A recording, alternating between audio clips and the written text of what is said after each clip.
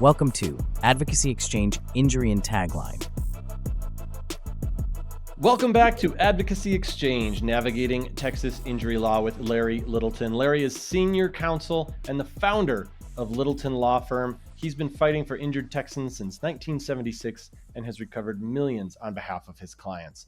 In today's episode, we're addressing losing a loved one due to someone else's negligence. We're talking about wrongful death claims in Texas, how they work, who can file, and what the legal process really looks like. My name is Kevin Rosenquist, and here is Larry Littleton. Larry, welcome. Howdy, how's everything going? Can't complain. How are things down in Texas? It's a little on the warm side, but it's going to get cooler someday, okay? You're holding out hope. So for those who are unfamiliar, how does Texas law define a wrongful death claim? Well, there's a basic distinction between an ordinary negligence claim that is based on case law and common law, and then a wrongful death. Believe it or not, in common law, there was no such thing as a recovery for a death. If you got injured, there was a recovery, but nothing for death. So every state creates a wrongful death set of statutes. They differ from one state to the next as who can be a beneficiary, who can file a suit, and what capacity they may sue. In Texas, you're looking at it from the point of view of the deceased. It's going to be the wife, the children. It's going to be the mother and father. The brothers and sisters don't have a right under wrongful death statutes. Within the death statute, there is usually two distinct claims. One claim is for the bodily injury wrongful death, and the other one is the recovery for the estate.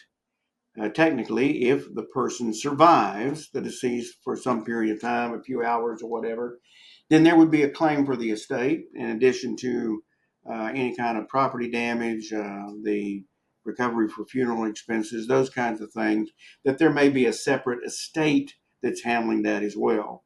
So there's two basic types of claims involved in the wrongful death statute in Texas. What happens if multiple family members are involved? Does anything change in those scenarios? No, it doesn't change. You may have multiple people making claims, and it depends on the circumstances. Sometimes you can have a joint claim like that, like you have one of these industrial accidents where you got several people killed and multiple families are involved. But there is a rule in civil procedure that allows those cases to be consolidated. Sometimes they are tried on liability issues only. Then when the liability is established, the rest of the cases are handled on the damage issue only. So it depends on the circumstances, but generally speaking, whatever the circumstances are in reference to the survivors, the people who could recover under the wrongful death statute, there are mechanisms in Texas civil procedure to handle each and every one of the claims. From a client care standpoint, how does your firm approach these very emotionally heavy cases differently from other types of injury claims? Well, emotion, that's the name of the game. There are different kinds of emotions. First one is usually anger. They're upset. They don't understand why this accident occurred. The next set of emotions is a kind of trying to position it, trying to get a handle on what things are going on. Usually there is a family member who may not be a person associated with a wrongful death, but they are the one that's coordinating the information. They may be the brother of the deceased wife. There may be some other relationships going on, or a friend. We've had good friends work with the clients and being on that emotional side. Sometimes it requires seeking counseling. Sometimes it requires understanding if they are a member of a church, contacting their church to see if there's anyone there that can handle that kind of counseling. But it's not, the point is, what we do is we offer whatever we can do to help with it, but we're not going to be intrusive and not try to tell them what to do. You can't do that. Each of the individual mourns differently. They mourn in different fluctuations from extreme to I'm dealing with this, and then all of a sudden something just cavalcades on them. depending on what it is.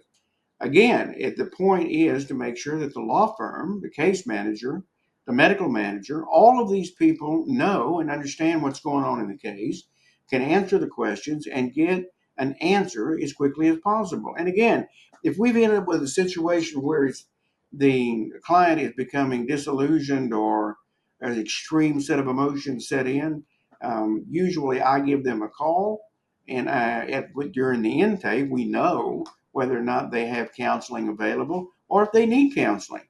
Uh, Generally speaking, all the medical doctors who treat on the any type of injury, they have a psychological assessment.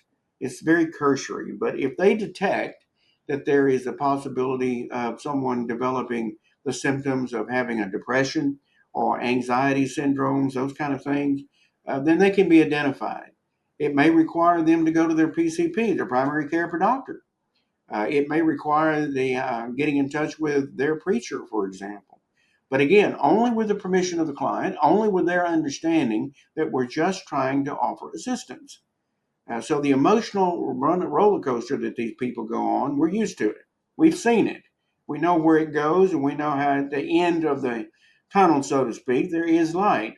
And we keep focusing on the future, focusing on one way or another. This case will be heard some way or another, so that your deceased, your husband or your wife, it may be, that they will have some reckoning.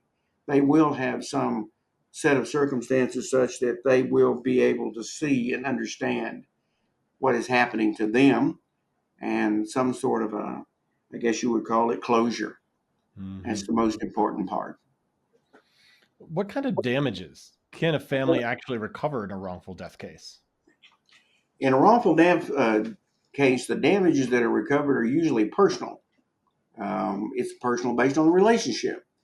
If we're talking about a spouse, their ability to communicate, to have consortium, to not only the physical touching, but being able to know and understand and have conversations, the relationship, what it was before and what it is now without that person. And many times that requires us to get, not early on, but sometime into the course of the case, photographs. And the photographs of the family doing something, photographs of them attending an event, any of those things that give a more accurate picture of the affection, of the type of feelings that the parties had for themselves, and to be able to describe that loss. Once we get past the intake and we feel as though it is a time to do so, we reiterate the use of the diary system. The diary system not only assists with putting down their feelings, the feelings of being lost, the feelings of not understanding what happened or what the future holds. Just putting questions down. What am I supposed to do about the bills? What am I supposed to tell the mechanic? There's all kinds of things that these types of diaries can help us with to be able to give an accurate picture of exactly what the survivor is going through with his husband or wife or loss of a child. Uh, Obviously, with children and their point of view, their elements of losses are different than a spouse. So we try to understand what they're going through. And we interview the children, say teenager. We've got the spouse, a mother or father who has survived, and their presence, and we ask questions just to get them to talk. Now, they're not like direct questions like you would have from one lawyer to a witness, but simple questions. What's going on? How do you feel? Is there something that you miss, or what would you like to do right now? Just get them to talk about their everyday life. This sometimes will identify certain kinds of symptoms, certain kinds of problems that maybe should be addressed by a counselor. Maybe it should be addressed by a medical doctor if it's an extreme situation or early signs of depression. It's not that the lawyer is supposed to diagnose, but the lawyer should be sensitive to seeing problems and relating emotions. If they're having difficulty relating, it delays the ability for them to process and come ultimately to a closure. What is a survival action, and how does it differ from a wrongful death claim? Well, both of those are essentially the same. What you're talking about is a claim for the loss of something associated with the decedent, whether it's their relationship or whether it is associated with income. There are all kinds of different elements of damages that can be recovered for it. But the claims of the estate are most associated with property and or the condition of the person who decided survived for 2 hours, for example. Those kinds of claims. But generally speaking, the wrongful death claims are associated with the personal loss. What is it that person meant to them and what is no longer there? When someone reaches out to you guys after one of these tragic losses, what do you tell them about timelines, expectations, perhaps emotional readiness in order to pursue a claim? Well, the timelines that are described now, completely different in a death case than it is an ordinary case, but some of the first parts are very similar. And we go through an initial investigation. Uh, Generally speaking, I've got a person who is assigned to the case for liability purposes. They may be an accident reconstructionist. It may be an investigator to be able to do background checks. It may be someone that we need to get involved in the case because of the special circumstances. If you've got an 18-wheeler case involved in a death situation, you need to have someone who understands 18-wheeler cases, someone who knows how to investigate, requesting the downloads, the computer generated information, requesting logs, requesting the information, all showing what was going on with that driver, what's going on with the case at that time, so we preserve the evidence. It may not be important, but at the beginning of the case, you don't know that. That's why it's important to get all of it up front, investigated quickly. Do these cases often go to trial, or are they usually resolved through settling? Most of the time, they are resolved before going to trial. But the reason I hesitate, it depends sometimes on the liability issue. If there is an issue involved in the death case that could affect the liability finding on other cases pending, then there may be a requirement for a trial in order for to sound out the evidence, in order for the insurance carriers to make decisions concerning the other damage cases that are not coming to trial yet. But that's pretty rare, and it's usually in mass torts or what we call a tort where it's involving 20 or 30 people, like, for example, an industrial accident in which the explosion goes off, and there's an issue as to whether or not it was a contractor on the premises that caused the accident, or if it was the company's employee that did something, or a combination. So sometimes those cases may have to have a liability trial, I would call it, in order to be able to establish the liability and set it down so damages can be taken care of by the rest of the people who are making a claim under the wrongful death. So we describe that to the client. Look, guys, these are things we're going to have to do, and they're always interested in this. They want to make sure that there is no downtime. They want to make sure that it is pursued. They want to make sure that they get answers to their questions about what really happened, who was involved, and why. So the best thing we can do is to investigate thoroughly, very quickly. We describe that investigation and what we're looking for. And then we go through the sequence of making sure that they start the diary circumstance to be able to document each of the steps in their lives that they're going through, the emotions, the losses, the economic losses, the factors that go into what they're going through just to pay the bills, for example, or being able to answer one of the children's questions about where's daddy. Hmm.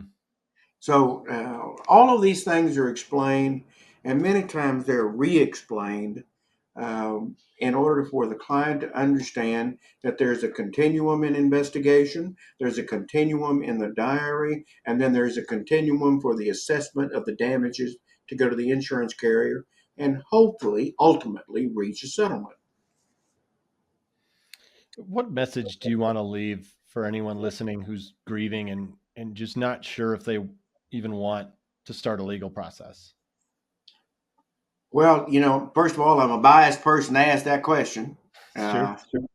But, it's just like anything else in this world. If you're not prepared, if you don't have all the information, if you wait too long, if you don't act quickly, all of these things can accumulate and can affect the ability to show what liability is, to understand what happened in the circumstances, and being able to get a full recovery. If you've got an industrial accident and people have been killed, there are already several experts that are combing through the ruins of what to be able to determine what happened. They're already on it, well before the plaintiff lawyer ever gets started. 18-wheeler cases, they have whole groups of people that are on call. As soon as an accident occurs, these people, accident reconstructionists, people who take photos, people who are analyzing the data from the stream of information coming from the computers inside the cab to the main office, all of these things are gathered quickly. So I guess put it this way, they are preparing for a claim, whether you are or not. So the question is, do you want to be able to show what you've lost?